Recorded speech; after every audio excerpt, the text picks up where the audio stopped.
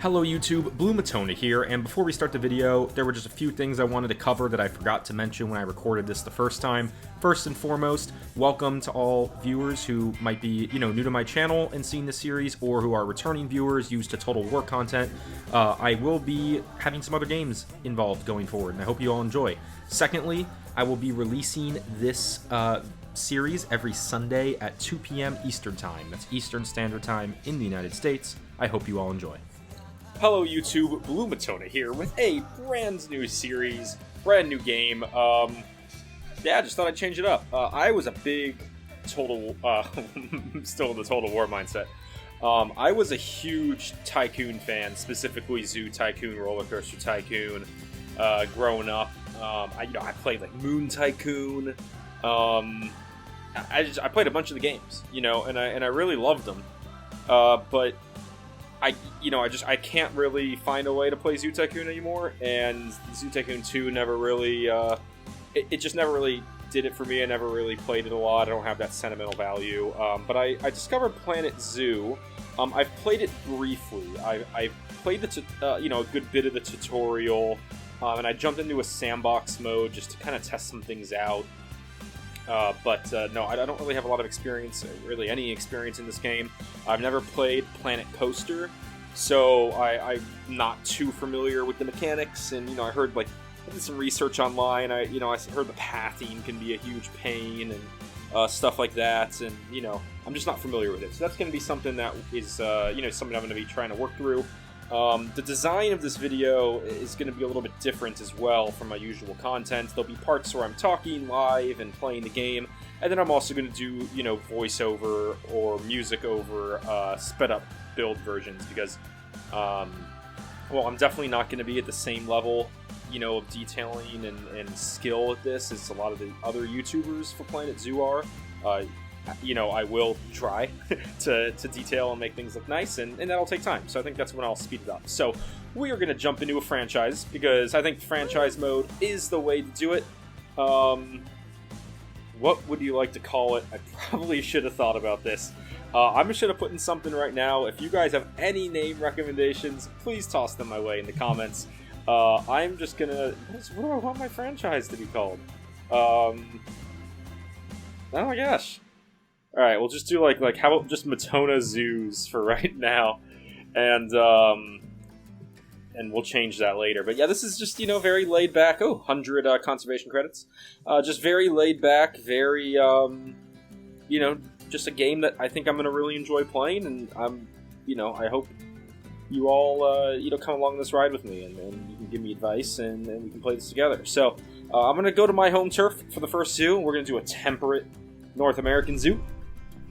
I guess we'll play on difficulty medium. It's fine, right?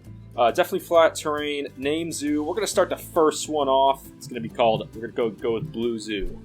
For Blue, Blue Matona Zoo, Blue Zoo. Let's go.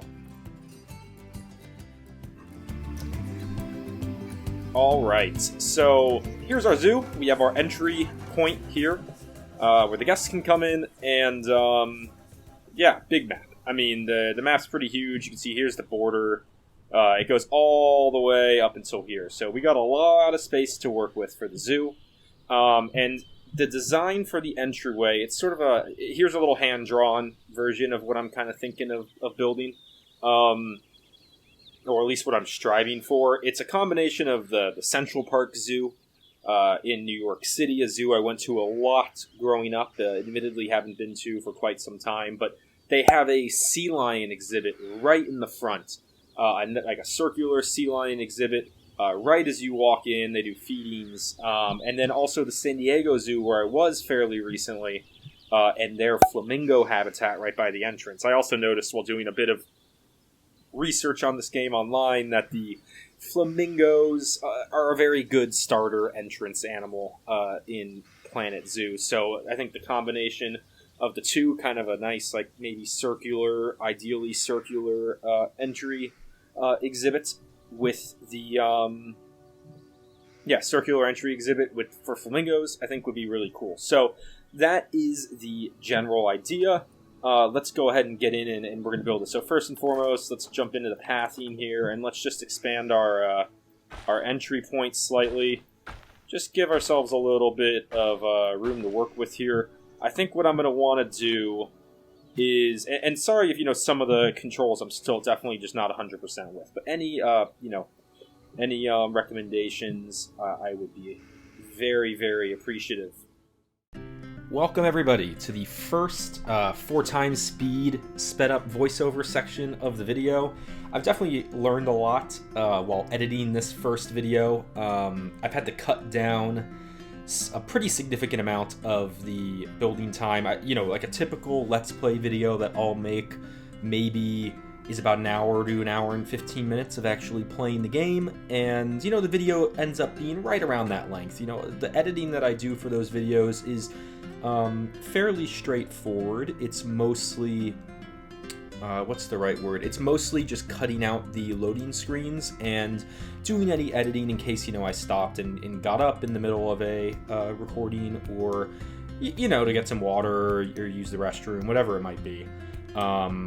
So the editing is typically pretty minimal. Sometimes in a battle I will speed up a section of the battle so that if units are just taking a long time to march from one side of the battlefield to another or something like that. But for this video, it actually was about 3.5 to 4 hours of actual gameplay recorded.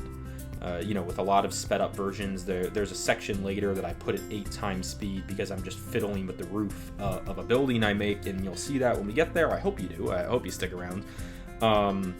And a lot of the time spent was definitely just sort of getting the hang of the game, and you can see me struggling with the pathing right now. But when I actually recorded this the first time, I was live talking over this section for about another 8 to 10 minutes before I switched to voiceover, which is why probably the swap to voiceover seemed a little bit abrupt right there. And that's because in editing I decided to cut that out for the sake of time and speed it up and do voiceover instead. So I will definitely be better with planning that in the future as I get more used to this. But here you can see I'm building the Flamingo exhibit, or attempting to, right here. This is, from my drawing that I showed at the very beginning of the video. This is the idea, to have sort of a circular or oval-shaped flamingo exhibit right in front of the entrance to the zoo.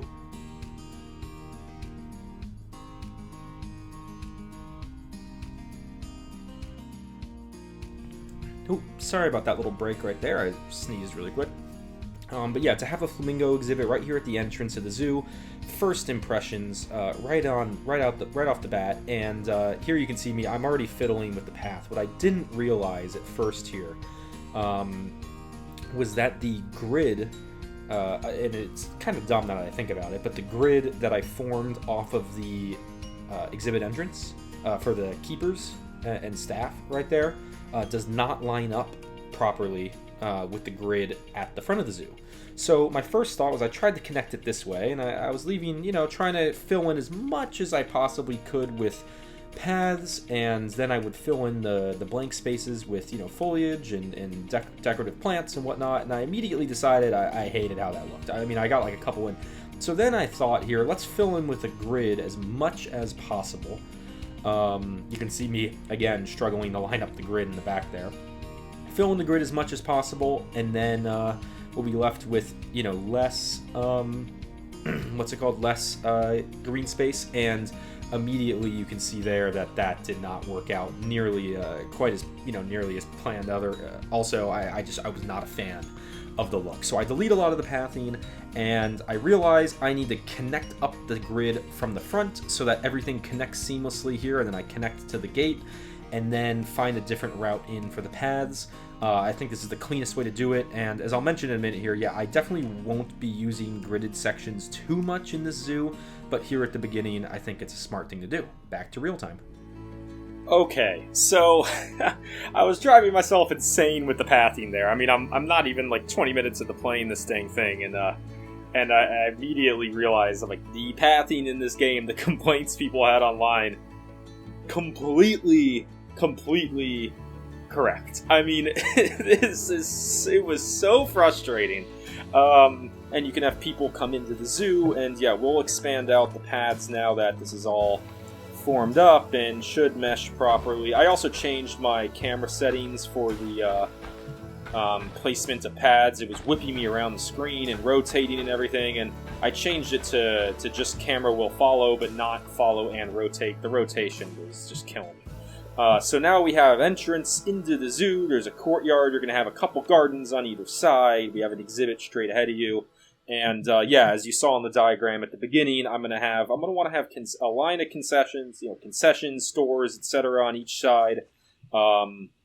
Maybe with a bit of a food court on the back of one side and with probably staff buildings on the back of the other. Because I am going to need to get those staff buildings in. Welcome to voiceover section number 2. Again, the transition between voiceover and regular play is something that I'm definitely going to get better at. This is just another section that I had to edit out in editing, because when I first put this video together, I mean, if I left in every section that I was talking live while playing the game, this video would be like an hour and 45 minutes long. And so I had to cut out a lot, and that's why the transitions aren't seamless, but I've learned my lesson with that, and I'll definitely be better with it in the future. It's just, it's just a habit, basically, that, when I make my Let's Play videos for Total War, I really don't, I don't really have to do any voiceover. I'm basically talking live the whole time, and that's what I kind of did here with this first attempt at this video.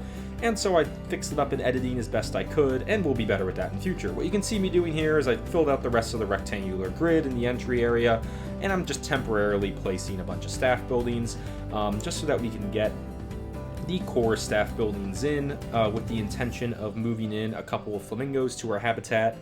I wanted to make sure before I started decorating and everything in the habitat that the plants and the rocks and whatever else I was putting in were to the flamingos' likings, and so I just decided let's just get the first basic staff building in for each one of the options, and we'll hire some staff, and then we will get going with actually bringing animals and whatnot into our zoo.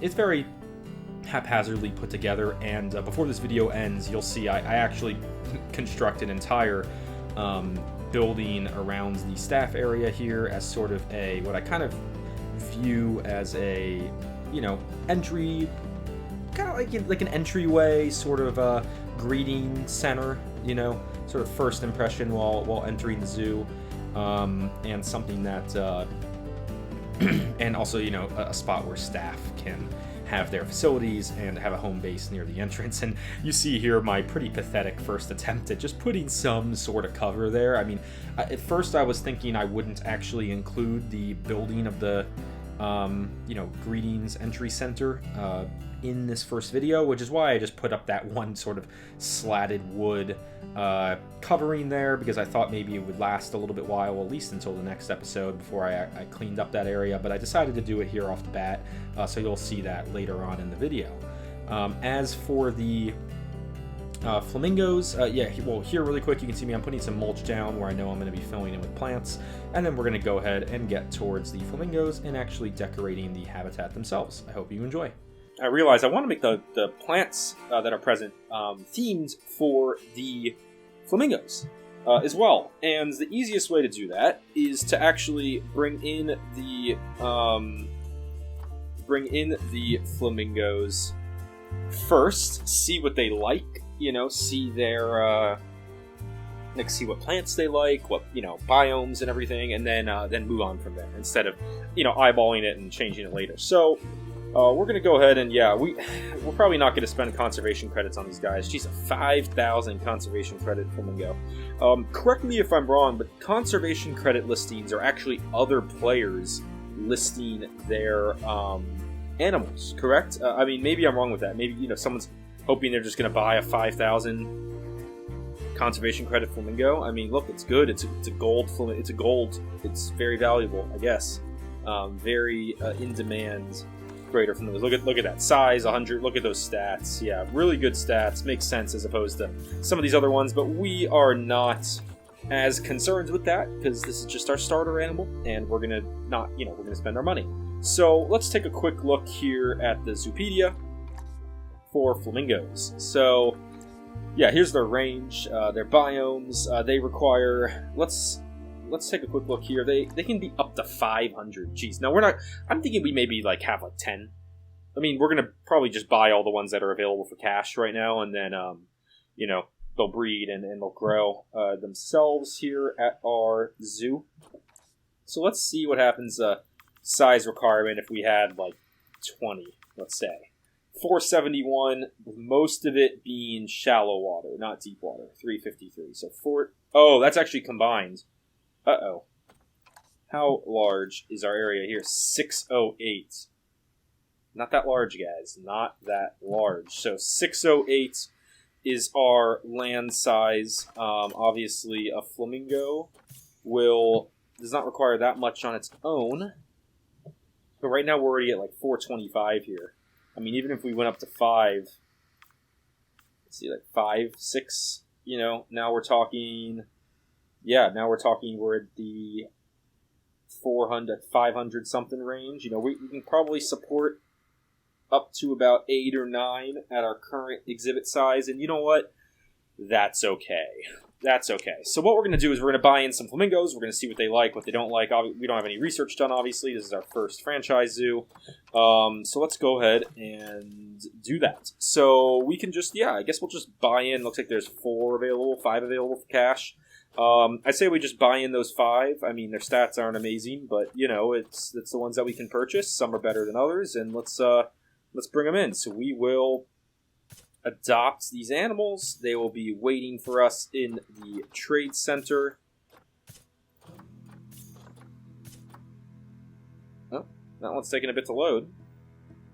I only have 3 at a time or something in the trade center. Let's see. Animal. No, I can have 4. Okay, yeah, I have 4 there.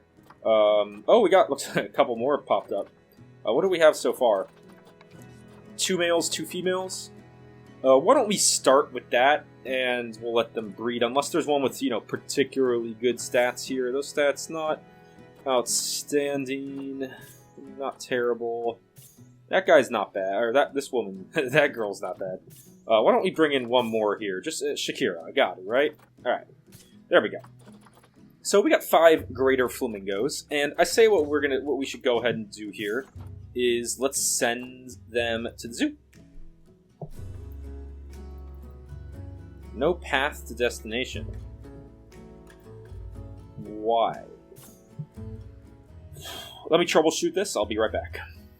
Very quick little voiceover section here. It took me a while. Again, this is a part that I really had to heavily edit out. I basically talked live while I was trying to troubleshoot and figure out this whole thing. What I eventually realized was that when you place the habitat gate, it comes with a pre-attached piece of path. And I was under the impression that as long as I connected a new path to the habitat gate, it would all register and be okay. But that was actually not the case. You need to utilize the habitat gate path itself. So what happened was I had to end up with kind of now this design for the paths. I had to do a little bit of a quick redesign on the paths there. I didn't actually check if this works. Yeah, now it works. So basically when you place the habitat door here, habitat gate, you can see it comes with a path like pre-built into it. So basically what you can't remove that path. Even if you build a new path right up to the gate, it's not going to read that as attaching to the gate, and that's why it wasn't allowing anybody in. So now we are able to. So what we'll go ahead and we'll do is we will send all of our flamingos to the zoo. We'll go through the list of 5 of them. If there's a way to do more than one at a time, please let me know, but I took a quick look and I couldn't figure it out. So we'll go ahead and, we're going to have 5 flamingos into the zoo, delivery scheduled, and what we're going to need to do now is we are going to need to hire our first staff members. Particularly, we're going to need a keeper, we're going to need a vet, we are going to need a caretaker, I guess we could probably go without educator and security off the bat, but we'll do a mechanic as well. So, alright. I got our 4 staff members. Why don't we create a work zone for them? Definitely all the existing staff buildings. The front habitat, and I guess you have to do it for these gates here. Basically everything we have so far here, and we will call that work zone just entrance. And this will be work zone 1, or entrance. And so when I look at our staff now, we will just assign them all to the entrance duties. So that will be what they cover. Okay. So let's go ahead and let's let these flamingos move in. There's our staff hitting the grounds. There we go. So, they're going to pick up the flamingos, it looks like. Really running with it. Transporting greater flamingo. I don't know why the keeper is not doing that. Seems like a job the keeper would do. But I guess not in this case. There we go. They're going into the trade center, grabbing the boxes. And the flamingos are being brought in. Yeah, we will pause the game once the flamingo's in the exhibit, and then go ahead and do some decoration.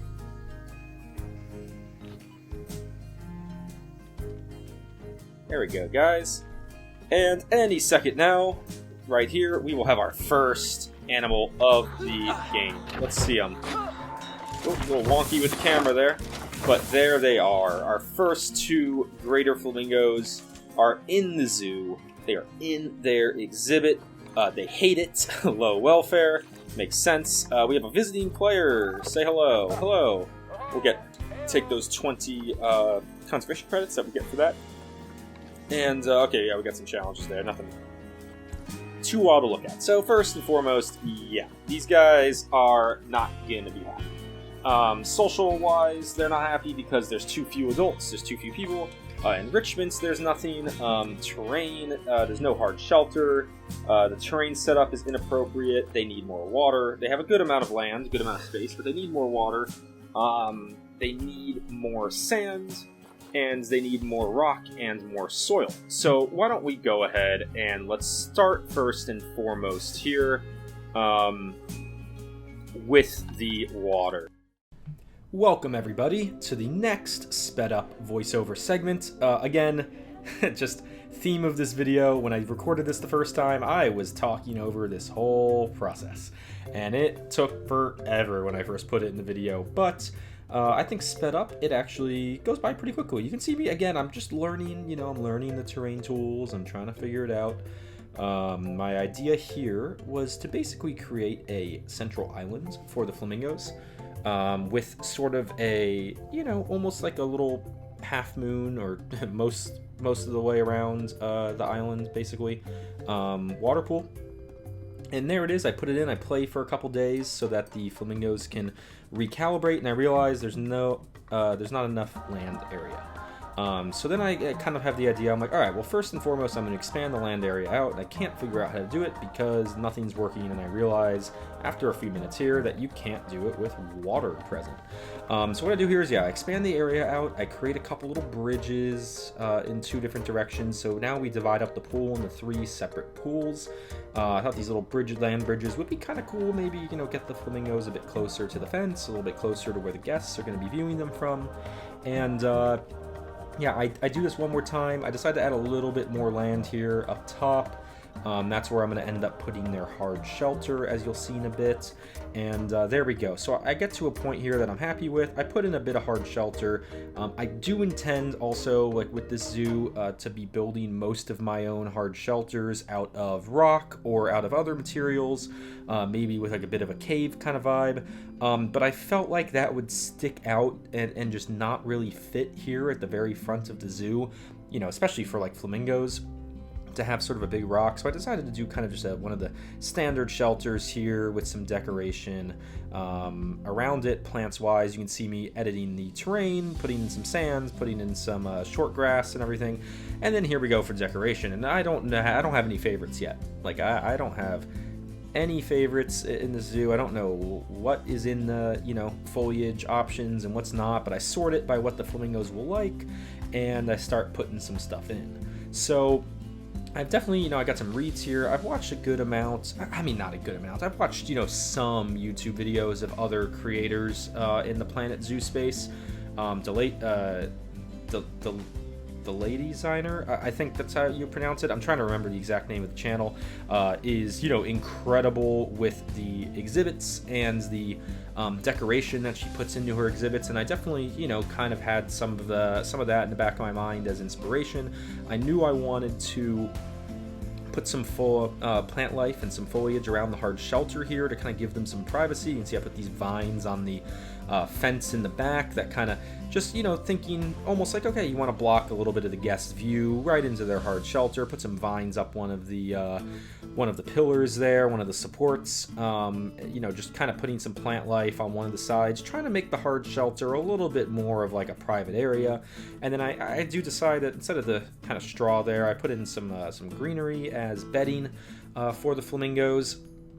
And yeah, and then here you see I just copy some reeds across, and I do I'll start the search here in a second for some trees to put in, but I'm putting just kind of some short grass around, just trying to kind of spruce up the water's edge area a little bit. You can see me kind of flipping around looking for plants I might like, again bordering the hard shelter a little bit, trying to give the flamingos some sort of at least semblance of privacy here in what's a, you know, circular habitat where they're going to be viewed from all sides. And I'm trying to find the tree there that's not too big because it's right at the entrance of the zoo and I don't want it to be overbearing. Again, yeah, I'm including a little bit of extra foliage again here at the water's edge where it's most visible at the front. Just getting some decoration in, and then you'll see here I get the trees. I end up deciding on the trees that I put in, and I will put two of them in, one next to the shelter and one sort of over on this side here next to one of the water pools, kind of nice and spread around to give a little bit of shade in the habitat. And so quickly here I will switch back to normal speed. Okay, so did some decoration here. They actually don't want as much plant and tree coverage as I thought they would. You know, you watch a lot of the YouTube videos and it seems like it's a ton of plant and tree coverage, right? Like it's all like fully decked out. And I was gonna keep going, but I checked and I actually saw that I'm actually over the limit already for these plants. These two large trees are taking up a majority of that percentage as opposed to the small things. But I think we're good to go ahead and stop there with the decoration for the time being. Let's do some quick guest stuff, and then we will go ahead and let this begin to run. Welcome back, everybody, to a very quick 4x speed section. Once again, I recorded this talking in real time the first time around. But anyway, yeah, I'm just kind of putting in some starter guest facilities here over on the left side of the entrance plaza. Just the basics, you know, getting in food, drink, you know, a merchandise or like balloon stand, an information stand, and a restroom, put in some ATMs, because I have heard just, you know, and saw doing a little bit of research online that the limiting factor for guests in this game, like what makes them leave the zoo, is actually when they run out of money, not when they've seen all the animals or spent enough time. So you keep ATMs in, it keeps guests around. I put in some donation boxes at the around the flamingo exhibit because that's a great way to make money as well. And back to real time. There we go, our first guests in the zoo. I am low on cash, I'm aware. First guest in the zoo. The zoo ticket prices are great. Sweet. It's a very basic looking exhibit. I know that, guys, but it is our first one. We're running low on money. Can't do too much off the bat in the franchise mode. And there's our first flamingo pose. Oh, I love it. What flamingo is this? This is Shakira. Alright, Shakira's the best. Gotta love Shakira. Yeah, there we go. We got a couple more flamingos in here now. Yeah, we're gonna run pretty low on navigable land area as well as water. Yeah, we don't really have too much space to work with here with this exhibit, so we're gonna do the best we can with what we got. But we have guests moving in. Our money is rising. We're actually making income, and yeah, why don't we up the speed a little bit? I think there's a little bit we want to do here. Oh, one thing I actually remember doing that I definitely do want to do is we're gonna edit the opening close times to more like 9:30 and what do you think, 8:30, just so we don't get so long with nighttime. Welcome, everybody, to the next and final, this time, voiceover section for the video. So what we're going to see here is I'm starting to do some decoration in the green space around the exhibit, and my first thought here was let's put in mulch, and I might end up actually doing that. But basically what happened was right here, it was pretty late, I was getting ready to leave, I had a friend's birthday I needed to get to, and then it started snowing. And I realized Flamingos hate snow, and I actually think it's pretty cool. Like, they all ran into the hard shelter when it started snowing because their exhibit got so freezing, and I'm like, I just love the detail with the, you know, how the animals act in this game. Like, look at that, they're all huddled in the hard shelter. I mean, that's just so well thought through by the makers of the game. So I do put in heaters. I realized that one heater in the center was not adequate enough. I needed to put two. I just buried them slightly underground, but they still work to keep the exhibit nice and warm and good for the flamingos there. So that was kind of a quick thing I didn't really expect, or I just didn't really think about. I put in a little information sign, and then I logged off for the night. And so when I got back on the next time, I came back here and I decided, you know what, I hate the mulch. And I was thinking about it when I was you know, kind of between overnight or to the next day, and I kind of had a little bit of a concept in my mind with how I wanted to decorate this, and this is what I settled on. So I'm looking at the options. Obviously, as a new to franchise mode player, I don't have the full suite of options and, you know, building materials researched and all that jazz, so I'm fairly limited in what I'm able to use for construction in this zoo, but that's okay, because I mean that's part of the challenge of franchise mode. And, you know, as my mechanic does more research and unlocks more building materials and you know, habitat fences and whatnot, I mean really everything, you know, then I'm gonna have more variety and have more ability to you know, make things probably look a little bit nicer. But here is my first thought. So first and foremost, I covered up the entryway for the staff into the exhibit, and then I put some foliage around the edge. I thought the combination of the green and sort of the you know, violet purple look of those flowers looked really nice together by, you know, scooting them in together. And then I put a little bit of tree coverage in the back here so that again, the hard shelter is, you know, kind of covered for the flamingos, so they have a bit of privacy. And I just did it on the other side for you know, symmetry as well. And yeah, here I am. You see, I'm trying to see if I can't cover up the door area, like kind of the gap around the door area there with wood. And there were a few options that could have worked. Like, I thought that could have worked, but I decided against it. I decided to not end up doing that, and instead I turned my focus over to the green areas around the exhibit, the 4 of them, and I decided on cherry blossoms. So I just thought it was a very nice, colorful tree.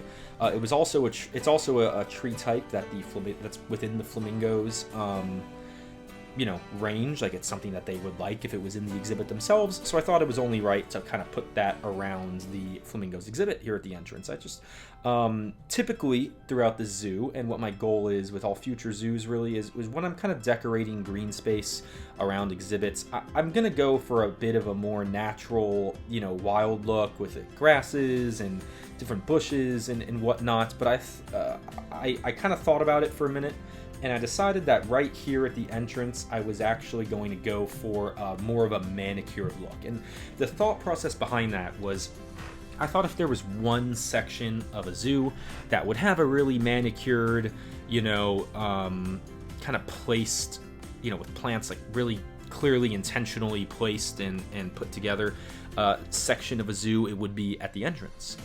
So that's what I decided to do here. And you can see I'm thinking, maybe do I fill this in some more with some different bushes or some different trees? And again, I decide against it for the sole reason that I wanted that more manicured look. I'm going to copy it over here and fill in the other corners, you know, making some edits where we need more flowers or not, because they're not all exactly the same size. And so I'm looking for a sort of symmetrical, you know, well manicured, well maintained look right here for the zoo entrance around this opening exhibit. And then as we expand in the rest of the zoo, you know, it won't be quite as manicured as this. Put in some trash bins. I'll put in some benches here in a minute around the exhibit as well. And I actually am very happy with how this turned out. This is definitely a bit of a work in progress, a bit of a learning curve, but I think it ended up being a fairly beautiful little entry plaza here. Nice entrance into the zoo. And I was about to start building sort of a guest seating area on the left side there, but I actually decided against it, and I decided not to do that because I want to build more of a proper building food court to the left of the entrance there. So I'm just going to go ahead and leave it as it is for the time being.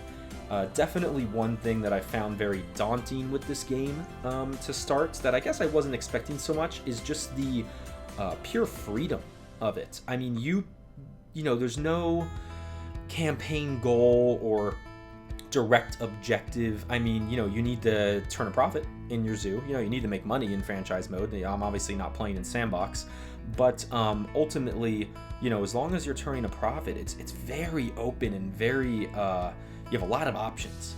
I mean, you can do whatever you want. Here I decided, you know, I'm going to go ahead and lower the fence to whatever the minimum height is that a flamingo can't escape, and I adjust the sign to kind of you know, mimic that a little bit. I realize I shouldn't have the fence as high, and what I'll probably end up trying to do is I might change off of the chain link fence and make it more of maybe a proper little brick wall or something. You'll see as I get into the building construction here of the staff buildings in a minute that I use mostly masonry, and it is kind of inspired by Central Park Zoo and the in New York, just like the entrance kind of circular flamingo exhibit was, and sort of the big just big brick masonry structures. I don't have brick wall available right now. When I do have brick wall available, I will be changing the masonry of the building to brick wall, but for the time being, I use what we have. So I realigned the staff buildings. I made the path that goes into the building rectangular instead of curved, and then I aligned all the staff buildings in one kind of compact line, because I don't really care about the interior of the building too much, to be quite frank. I just want it to look good from the outside. And so I start building here, and I think I'm going to, you know, kind of build this front wall. I'm going to frame up the area around these two paths here on the sides, which I'm going to make the entrance, and then put some kind of archway or door over it. It's driving rain while I'm building this, which is kind of frustrating, but you can see we got some research complete. But the idea for this building was to make sort of just a big... Oh, really quick, sorry. I put in some enrichment items for the flamingos here. I didn't like some of them. Some of them are really big and bulky, but I did include the little small sprinkler just to make them a little bit happier. So yeah, here are the archways I was talking about. You can see me just kind of lining it up. And my idea here is to have a building with like a nice kind of guest entrance, front-facing facade, and then these staff entrances along the sides that lead to the staff buildings inside the building, you know, kind of through a exterior entrance. And I think I end up actually achieving that pretty well and giving the building some good character, which you'll see as we continue on here. This is the first time I've ever attempted to build anything in this game, and so you can see me playing around with a lot of the options and a lot of the trims and whatnot, and just kind of trying to figure it out, because this is something I'd never done before, so we give it our first go. So yeah, I'm gonna make the whole outline of the bottom floor here with walls. You can see I'm kind of learning, like, sometimes the walls can sort of go right on either side of the grid line, and you got to have it on the right side. So I make the frame here, and I come up with an idea that I actually end up really liking. Oh, quick little issue. My sanitation staff was not doing too hot, but they picked it up. They had a lot of idle time. I wasn't a big fan of that, so I put some trash bins here by the entrance, just for people, you know, walking in and out. That's where most of the foot traffic is right now, so, you know, it makes sense that that's where a lot of the litter is. Yeah, so I line the inside, and I come up with this really interesting idea that I think works pretty well when I found these wooden bars here, and that's actually to make the sides here a kind of wooden slat roof entrance for the staff along either edge. both sides, as opposed to a proper covered roof. Like, instead of walking indoors, you're going to end up with sort of this sort of setup. And I thought it looked really nice. And the idea came, well, first of all, I was just exploring the options because I didn't know what building materials I had. And I saw these, and I've been playing, a decent amount of Minecraft recently, just sort of in free time. And what you can do in Minecraft, and a design I kind of played around with in Minecraft a little bit, was you can use campfires and then pour water on them to put them out. And if you put them over kind of like an outdoor roof, you get this sort of design that you're seeing me do here. And I think it's really nice. Like, I think it looks really, really good. You can see there I'm just kind of finishing it off on this side. It takes a little bit, again, I'm getting used to the controls, so it takes a minute to get everything lined up properly. But I will definitely get better and more efficient with that. And yeah, so it makes this kind of awesome, like, open air outdoor design kind of thing, where it's like a partially covered path, and I just lets light in, it lets fresh air in. I think it works really well for a zoo. I think it works well for a staff entrance, and just gives the building a little bit of character outside of your standard masonry, like for the staff that are moving in and out here. So I decided to do that on both sides. Checking in on the Flamingos really quickly. I thought I put that in earlier. A little confused by that one. Maybe I didn't put it in earlier. I'm not 100% sure. But yeah, giving them some enrichment, some food, some toy enrichment, making them a little bit happier as my vets complete research. And then yeah, so I'm gonna go ahead here and I copy all the slats here, and I bring them to the other side as well. I want this front building to have a very symmetrical design, but you'll see I do make an effort to make it symmetrical but not blocky. I want the building to have some depth to the facade. I want it to have some character, but I am keeping in my mind this sort of again, like Central Park Zoo, big 1900s, early 1900s New York City, just like brick structure. As sort of a introduction and entrance in the zoo. So here, yeah, I'm kind of looking at these big window pieces. I'm trying to kind of figure out how to get a second floor going. It's taking me a second. I kind of think maybe do I curve it in here where the buildings aren't as large, the staff buildings, and that's where I got the idea to create a second floor balcony, and that's what's going to give this building some depth and give it some character. You can see I'm just, again, exploring through the options because I'm not very familiar with them. But as I get to the flooring here, I see there's a bunch of gutter options, a bunch of trims. I mean, you can get really detailed in this game. It's quite impressive. But yeah, here I'm going to put the second floor in. And it's not used by staff or anything in the game. But the idea here is to have a sort of, a second floor that has a balcony component to it that, while not actually used, I think it looks really nice. And so I'm filling in the corners here, getting this kind of all set up and ready to go. And you'll see in a second here, as I connect it up, I'm going to go ahead and get the balcony together. And this kind of just comes back down to the, just complete freedom that this game gives you. Like, I try with these big windows at first, and I'm thinking about maybe filling them in with glass panes, but then I can't find a glass pane that fits. So maybe it's just because I haven't unlocked it yet, but I get rid of the windows, and then I just decide, okay, I'm actually just going to put in a wall there.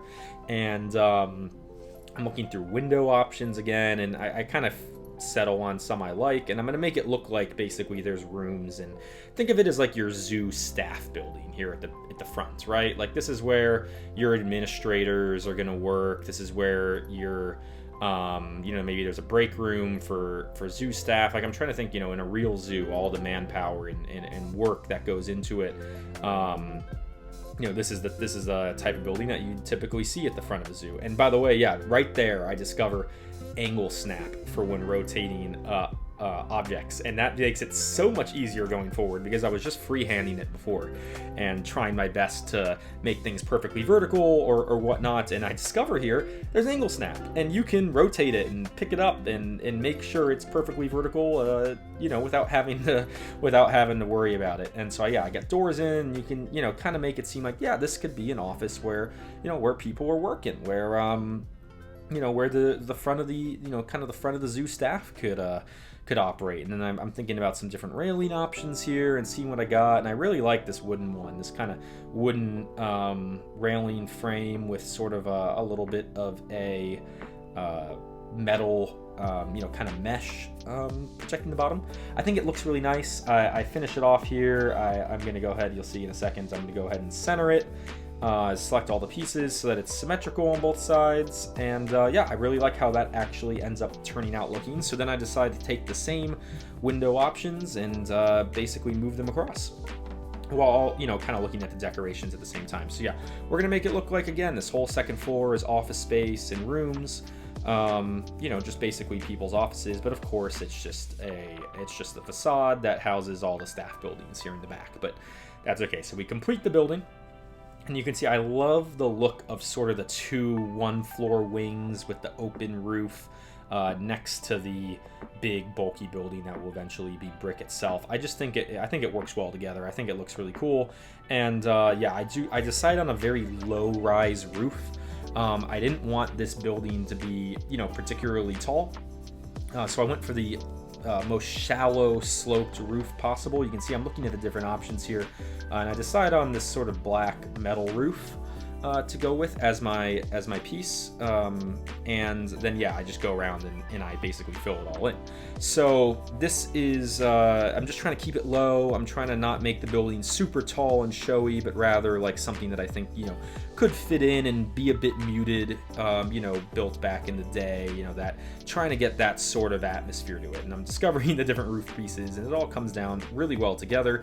I'm going to speed it up to 8 times here for a minute just to get through the rest of this construction, because I discovered these openings in the roof, where the sort of V-shaped top piece there lines up with a straight edge piece, and you kind of have this gap.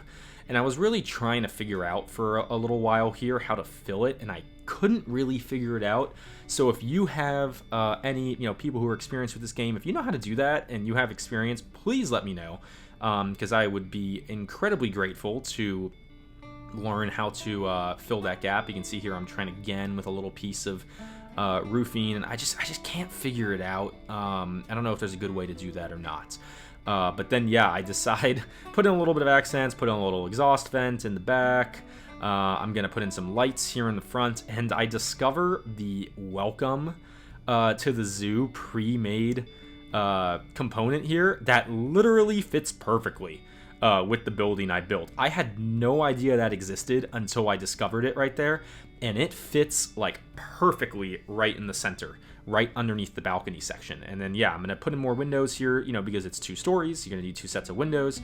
And I couldn't believe it. I'm like, that welcome thing is literally perfect. And I know it's game default, and they're gonna be people who put in their own custom designs, and I just for my first ever build in this game, I was just very happy to have something that fit perfectly and that I felt like it worked really well.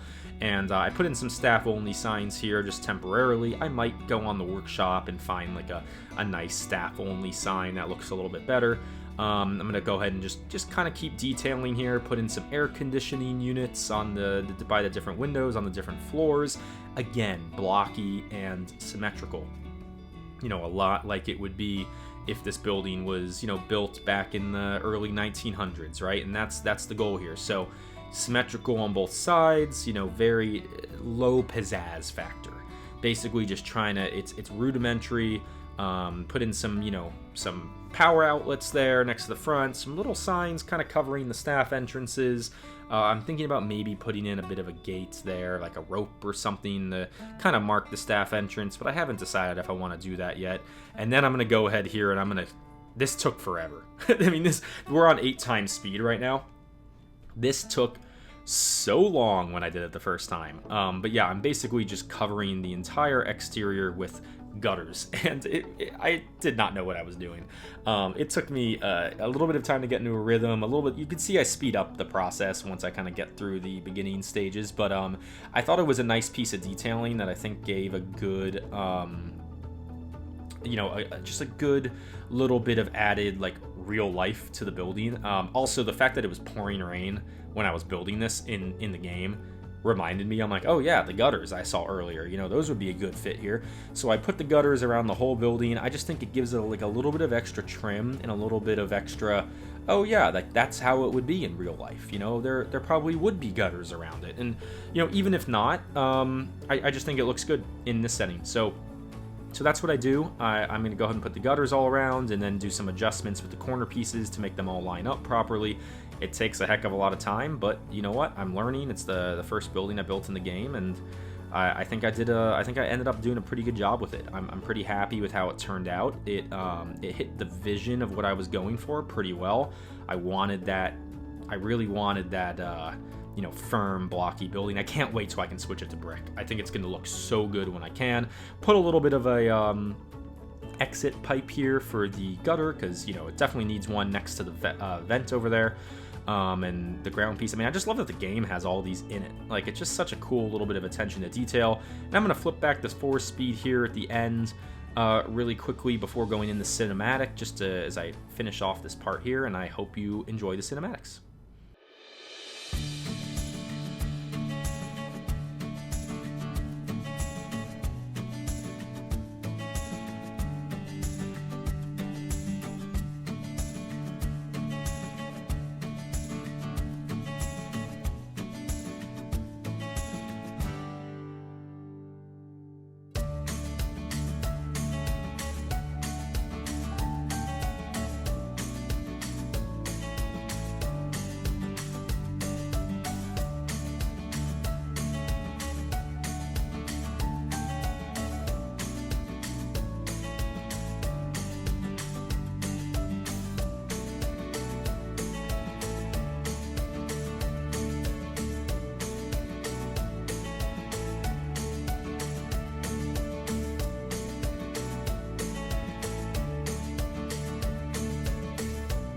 And that about wraps us up for episode 1 of Blue Zoo. I want to thank everyone for watching. If you're new to the channel, welcome, first of all. And second, you know, if you want to stick around and see more, and I sure hope you do, please consider, you know, subscribing to my channel. And if you made it all the way through the video and you enjoyed, you know, leaving a like as well. It really helps me grow and helps me get in front of more faces. If you are a longtime member of my channel, a Total War fan, and you watched this whole Planet Zoo video, well, I hope you enjoyed the difference in content. Don't worry, the Total War stuff's not stopping. This is just going on top of it. So we made some great progress. We have our first flamingo exhibit done. We got some babies in there now too, in case you didn't notice. And our welcome center and staff building is complete. So looking forward to continuing this zoo in the next episode. Have a good one, and I look forward to seeing everybody there.